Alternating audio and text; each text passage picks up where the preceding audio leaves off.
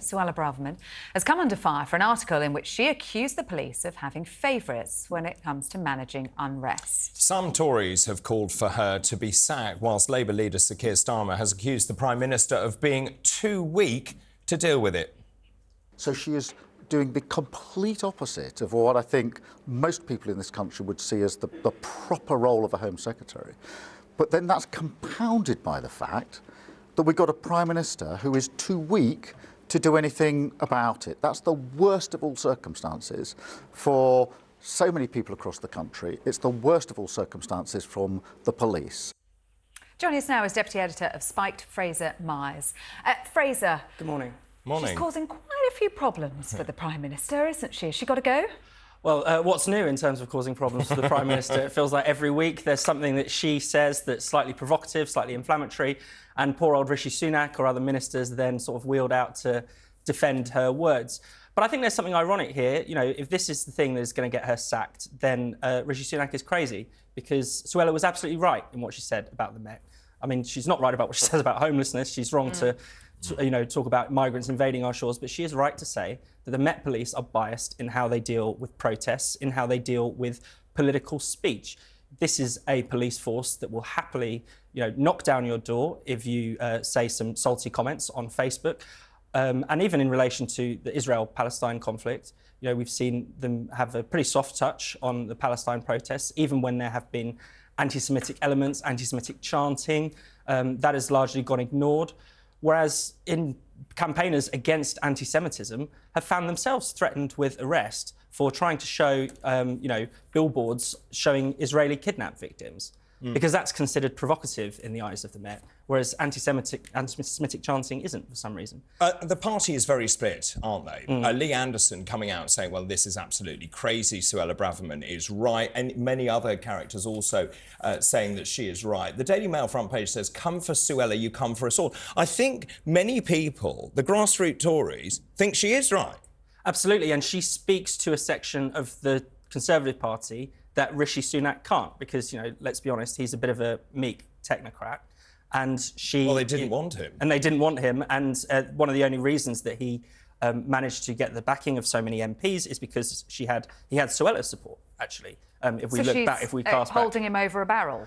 Essentially, yeah. Well, I mean, it's the thing keeping the party together is the fact that, she's in there. She lent him her votes. Yeah, exactly. Whether you agree with her or not, she's pretty essential to his survival. Or at least, that someone on that side of the party is essential to his survival. But even Sunak called Mark Rowley in, saying, you need to reconsider this. He wrote that letter, didn't he, saying, you have the powers under the Public Order Act of 1987, but you've also got 2023 as well. You need to make a decision about this. Interestingly, when you look at what Rowley is now saying, the language has changed. He said, we'll keep it under constant review. But also, I was looking back and thinking, do the police actually judge different communities differently? When you look back in October, organisers, these are Jewish organisers of a prayer walk in an area of London, said the police lent on them to cancel their prayer march, but at the same time they're not leaning on pro-Palestinian supporters. Absolutely, and I think one reason for that could be the advice that the Metropolitan Police is getting. They actually had to sack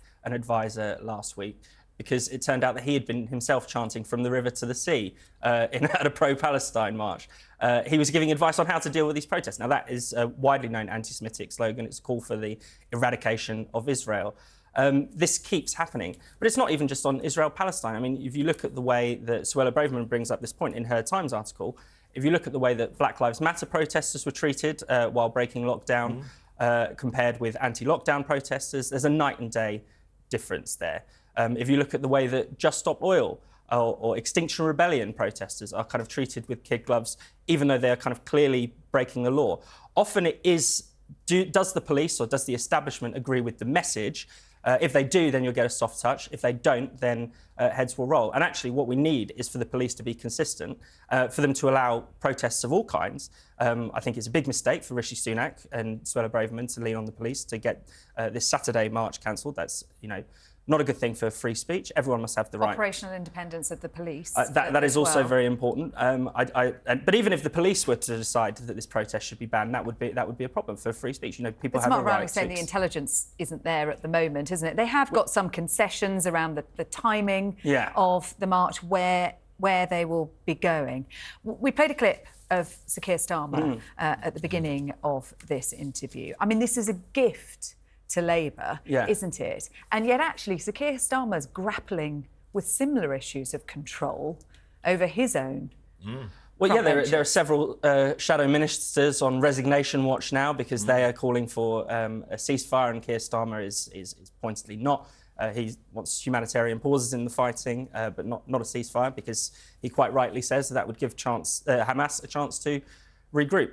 This is just a bigger problem with Labour. In many ways, you know, if Suella can be blamed for anything, it's from distracting from that row. You know, this was all of the focus was on Labour's splits earlier this week, and now it's on the Tories. And of course, the splits continue. Imran Hussain, the MP for Bradford East, he is the first frontbencher to resign. As you say, 16 shadow frontbenchers back a ceasefire. This is a problem for Starmer because he's also got those councillors resigning, MPs with large Muslim populations also deeply unhappy about the rhetoric coming out of Starmer's mouth. Can he hold it together? You've got Corbyn also saying, well, not that we're surprised, saying he'll go on the march tomorrow.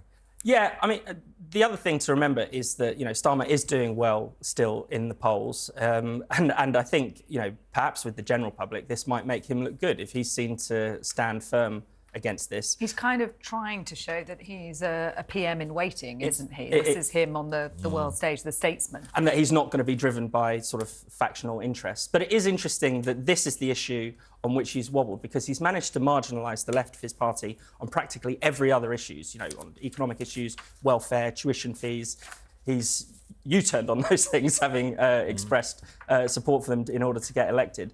But this is the one that is finally causing him trouble, and that's, you know, I think that's quite telling. Yeah, and as you say, I was just looking at the latest polling. I mean, Labour still has a convincing lead, 17-point lead, according to Redfield and Wilton, which was released only the other day. So again, he will be very mindful of this, about the line he takes. Yeah, I think his position is pretty secure until perhaps if there are more resignations. He's also carved himself a sort of get-out clause, because he said that even shadow ministers can dissent from this without necessarily being sacked. It's a bit of a fudge.